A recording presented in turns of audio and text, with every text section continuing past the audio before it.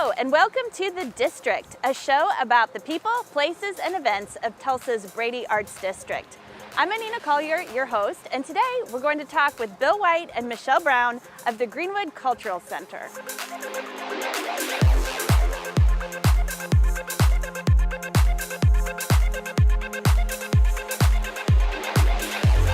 The Greenwood Cultural Center offers a huge variety of programs, workshops, classes, and events for kids and adults. Program Director Michelle Brown will tell us more about these activities. Michelle, thank you so much for having us here at the Greenwood Cultural Center. Thank you. Yeah, this is really an honor to be here and learn more about your mission and your programs. So for someone who's never heard of the Greenwood Cultural Center, can you give us an overview of what you do and why you're here? Absolutely. The Greenwood Cultural Center started back in the early 1990s. We opened in this facility, and our mission is to acknowledge the history of African Americans, to acknowledge the positive images of African Americans in Tulsa's history, to provide educational and cultural opportunities, and to promote intercultural exchange. And as part of fulfilling our mission, we offer a number of ongoing classes and workshops and performances throughout the year. That's so neat, and it's free to attend. It's free to come in and look at the historical pictures, and are the concerts free, or are those performances, is it just kind of on a case-by-case basis? It varies. We do have some programs and exhibits that are free to the community. We have some programs that have a small nominal fee, but it is free to enter the Greenwood Cultural Center and to view the exhibits and to learn more about the history of the 1921 Tulsa Race Massacre, as well as Black Wall Street. All right, so let's go back in time and help us envision what Greenwood was like prior to the 1921 Race Massacre. Well, Greenwood, as you know, was one of our nation's, at the time, our nation's most prosperous Black-owned business district. It earned the name Black Wall Street of America. And right outside along Greenwood, you could find anything you could imagine wanting or needing in your community at that time. There were restaurants, hotels, theaters, schools, lawyers' offices, doctors, everything you can imagine having, they had right here on Greenwood. So it was a very exciting part of history, especially for African Americans here in Tulsa, Oklahoma, to be part of such a prosperous Black-owned business district. And it was huge. I mean, it really took up a lot of square footage. Yes. And like you said, it was so diverse as far as businesses and just a fully functioning community in every way. Absolutely. And then those terrible events happened that completely changed everything. And tragically, that's not often taught in schools. So for people who aren't aware of what happened in 1921, tell us what happened. Well, on May 31st, 1921, there was an incident with a young Black man named Dick Rowland and a young white girl named Sarah Page. Sarah Page accused Dick Rowland of assaulting her.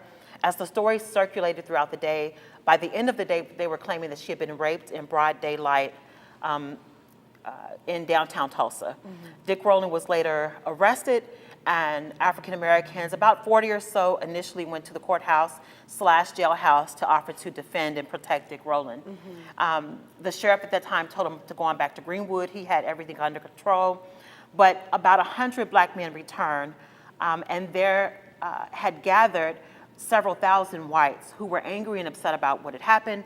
They were determined to take matters into their own hands. A shot was fired, and the race riot was on. And at that point, it was no longer about Dick Rowland or Sarah Page. There was an all-out battle in front of the courthouse. Blacks retreated to the Greenwood district, and whites pursued.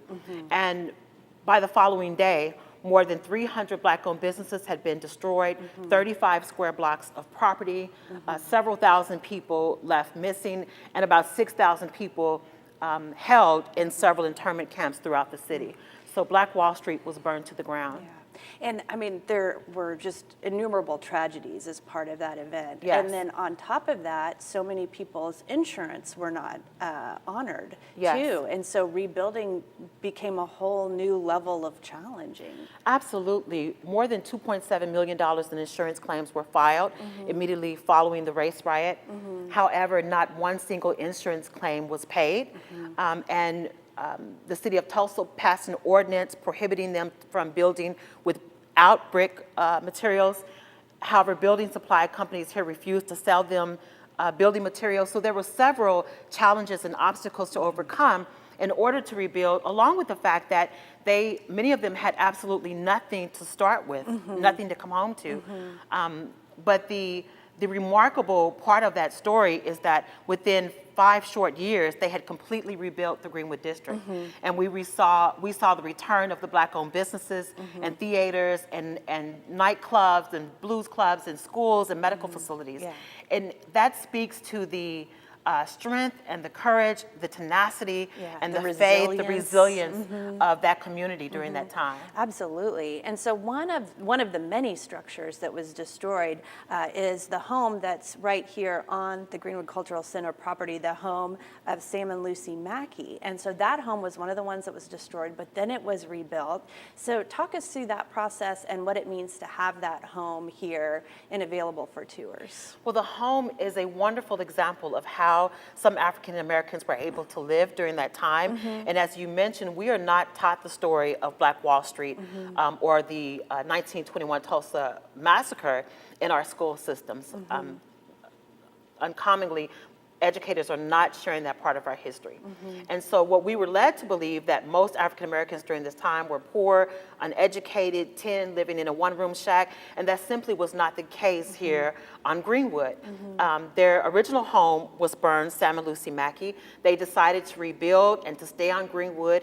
He hired an architect who won $1,000 for the design of the home because it was one of the first homes where you could stand at the bottom of the stairs and cut the lights on upstairs, and that was a really big deal. Some innovative elements to it. Yes, he wanted her to have a magnificent home, and they were just ordinary, everyday working people.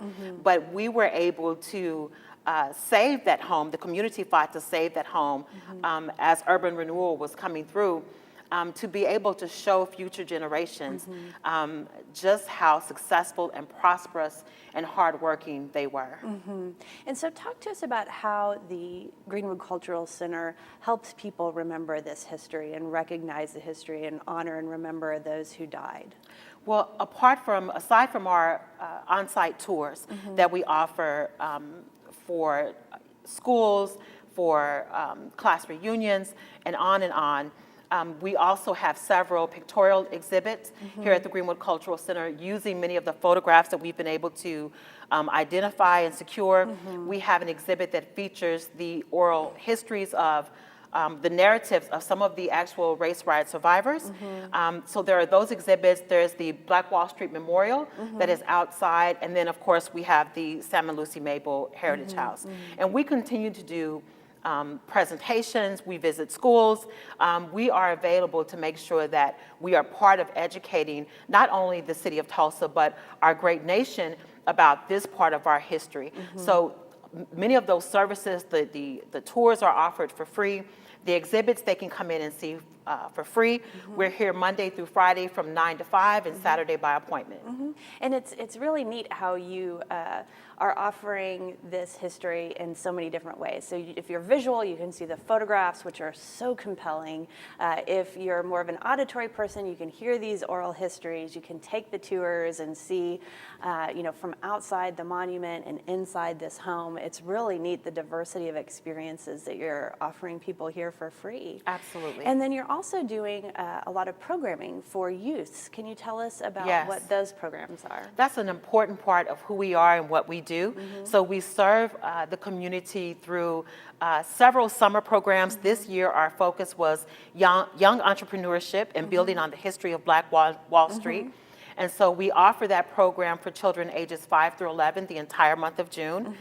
We also offer the Children's Defense Fund Freedom School program. I think we're the only agency in the state of Oklahoma to offer a Freedom School program that's literacy-based for children in grades K through 5. We also offer that as an after-school program. And we offer Women of Tomorrow, which is a leadership development program for middle school age girls. And we are just about ready to launch our performing arts program, which will offer dance classes for young people in the community. So throughout the year, there's always some program or class or workshop going on to serve our community. Yeah, and then what kind of performances do you have that are open to the public? Well, it varies from year to year. We are now working with the Oklahoma Arts Council, and we have close relationships with various agencies throughout the city so that we're able to host various performances. We have a website, www.greenwoodcultural.com, where people can visit and learn about the various activities that are going on here at the Cultural Center. We have an Opal El Dargan Renaissance Hall that hosts not only our programs and performances, but host various programs that are brought in by various community members and individuals. So there's always, every weekend, there's something going on here at the Greenwood Cultural Center. That's great. Well, there's so many different ways to get involved, and Yes. we thank you so much for what you're doing for our community and for the Thank you. nation. Thanks, Thank you. Michelle. Thank you. When we return, we'll talk with Director of Development, Bill White. Stay tuned.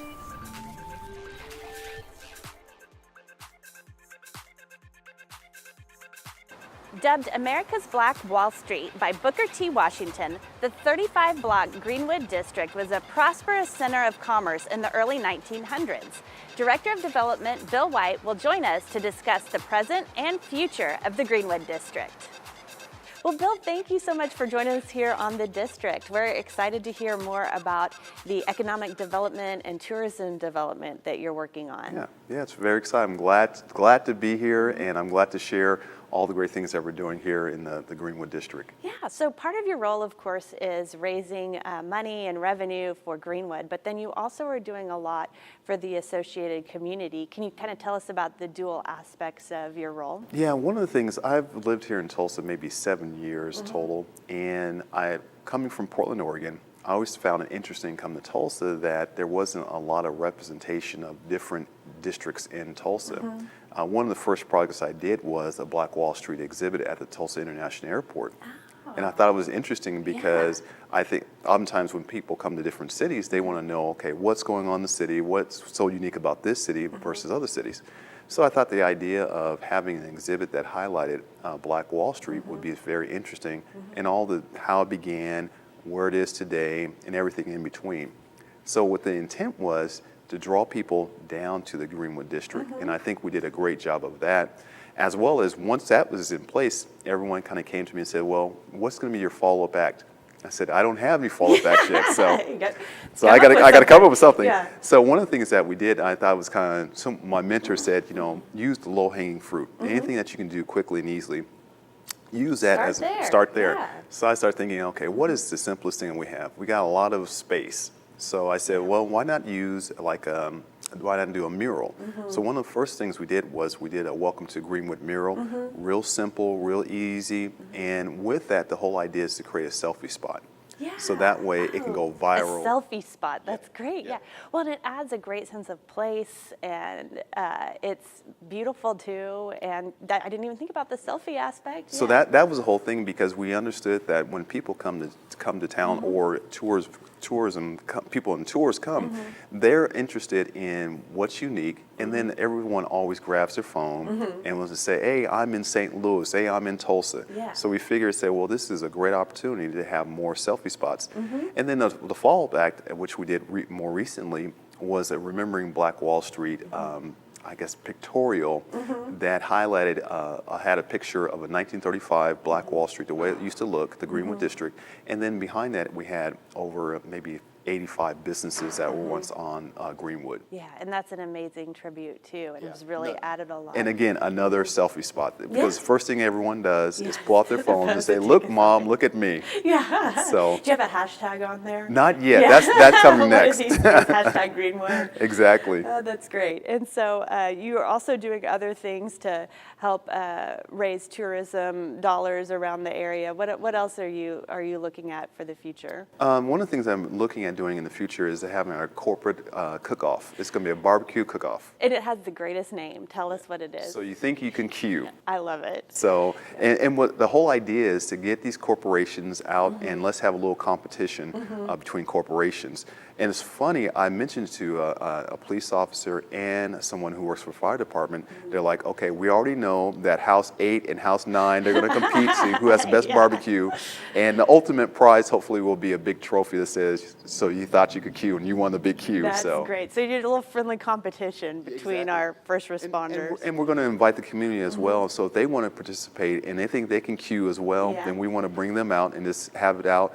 And I didn't mention to you also, one of the things that we will do is the plan is to have shipping containers out where we can get local street artists to paint on the side of the shipping containers. And then you also have your annual golf tournament. Yeah, we're going to have our first annual golf tournament, which I'm looking forward to it.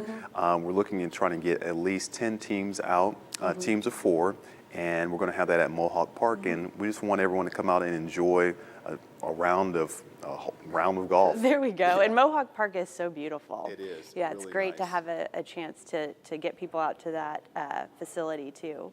So economic development, tourism development, talk to us about the future of Greenwood District. What would you like it to be in 5 years, 10 years, 20 years? Well, it's funny you mention that because I know that BMX just announced that they're going to go into the Evans Fentu location, which is directly across from Greenwood, our building actually. So I'm looking forward to seeing that whole area come in with a bunch of international flavor, different people from Germany, Switzerland, Australia, I mean, just all over the world to see and how we can intermingle together part of the Greenwood District. So it's going to be interesting because I can see in 10 years this area really changing a lot by having new buildings and more walking tours and just telling the whole Greenwood story, which is a story of entrepreneurship. Yeah, and Tulsa, I mean, in this day and age too, loves to highlight how it's a great place for entrepreneurs. It was on the cover of Forbes magazine, and so it's great to see the potential for even more development down here. Yeah, I can definitely see the area really coming back to life. There's another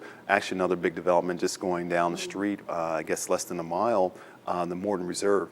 So I'm sure with that establishment going in and BMX, the whole Greenwood area is going to really change a big time. Yeah, well, downtown Tulsa in general has changed so much just over the last 10 years. It's extremely walkable. Yeah. And so you mentioned the Morton. For people not familiar with that, tell us about what that is. The old Morton Reserve, it used to be a hospital, one of the first black hospitals in Tulsa, and they're converting it from just a regular old hospital, which has been boarded up since I think the early 80s, and they're going to convert that hospital into a museum and tear down some of the existing buildings there, and then put an office complex as well as an apartment building there. That mixed use development is great too. Do you know yet what the museum will highlight? I'm not totally for sure yet. The developer's still kind of toiling with some ideas. I'm pretty sure they have, which I like, is a coffee shop and some ice cream. So that's great. Most important thing. Yeah. So if you've got money to invest, do it now because prices are going to be going up. Exactly. Right? Exactly right.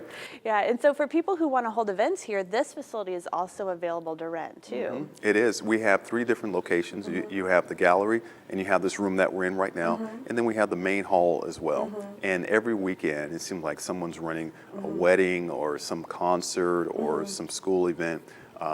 So it's always something going on. Yeah, and it's nice that it's available for private events too, as well as public events. So if you're looking for a place for a high school reunion even or something, that could happen here. Yeah, and it's really people. I think it's kind of funny. Most people don't come to this side unless they're going to a ball game. But this area is really convenient to get to. Plenty of parking, and it's really extremely walkable as well. It is, and I'm so glad to see that taken into consideration because walkability is the future of our cities. It really is. So it's great that that's on your mind and part of your mission too. And yeah, the parking is nice because there's other parts of downtown where it's not as easy to park. Exactly. So it's great that resource is especially plentiful when here. It's warm. You don't have to walk a country mile. Yeah, exactly.